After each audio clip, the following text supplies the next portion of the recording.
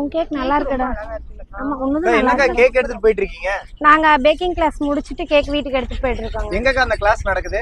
சாஸ்திரி நகர் வாய்க்கால்மேட்ல baking class Erode அப்படிங்கிறவங்க conduct பண்ணிட்டு இருக்காங்க. வணக்கம், என் பேர் வந்து ரித்திகா. ஈரோடு பேக்கிங் கிளாஸ்ல தான் வந்து பேக்கிங் முடிச்சேன். இப்போ பாத்தீங்கன்னா basic ice cakes, fondant cakes, cupcakes, அது போக இருக்கக்கூடிய குக்கீஸ், இந்த மாதிரி எல்லாமே வந்து இப்போ இங்கேயே சொல்லி கொடுத்துருவாங்க. இப்போ இங்க சர்டிபிகேட்ஸ் பாத்தீங்க அப்படின்னா கவர்மெண்ட் அப்ரூவலா இருக்கக்கூடிய சர்டிபிகேட்ஸும் இங்கேயே ப்ரொவைட் பண்ணிடுவாங்க. கிளாஸோட டியூரேஷன் டைம் பாத்தீங்கன்னா 1 month.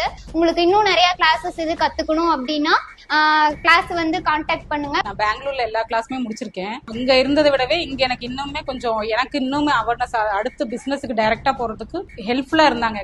ஃப்ரெண்ட்லியா அவங்க சொல்லித்தரதும் சரி, அவங்க கொடுக்குற சின்ன சின்ன டிப்ஸும் சரி, எல்லாமே எங்களுக்கு யூஸ்ஃபுல்லா இருந்தது. ஆண்டர்பிரனரா ஆகணும் அப்படின்னு நினைக்கிற எல்லா ஸ்டூடெண்ட்ஸுக்குமே, எல்லா ஒரு லேடிஸ்க்கும், எல்லா ஒரு உமன்ஸ்க்குமே ஒரு பெரிய ஹெல்ப்ஃபுல்லான ஒரு இது. இந்த அளவு நாங்க பண்ணுவோம் அப்படிங்கிற அளவுக்கு எனக்கே ஃபர்ஸ்ட் நம்பிக்கை இல்லை. இதான் நான் ஃபர்ஸ்ட் டைம் பண்றேன். ஃபீஸும் ரொம்ப அஃபோர்டபுளா இருந்துச்சு. மேம் வந்து என்னென்ன வெரைட்டிஸ்ன்னு சொல்லி எல்லாம் காமிச்சாங்க. அதுல பாத்தீங்கன்னா எல்லாமே கவர் ஆகுது. இங்க வந்து ஒரு மாதிரி ஹோம்லி ஃபீலா இருக்கும். லைக் இங்க சொல்லி கொடுக்குற ஒரு ஒரு விஷயமும் வந்து ஒரு மாதிரி ஹோம்லியா தான் சொல்லி கொடுப்பாங்க. அண்ட் ஆஃப்டர் கிளாஸஸ் ஆல்சோ எங்களுக்கு வந்து ஒரு மாதிரி டவுட் கிளியர் பண்றதுக்கு வந்து சொல்லியிருக்காங்க. ஏதாவது ஒரு ஸ்மால் ஸ்கேல் பிசினஸ் நம்மளால பண்ண முடியும் அப்படிங்கிற அளவுக்கு ஒரு கான்பிடென்ட்டா இருக்கு.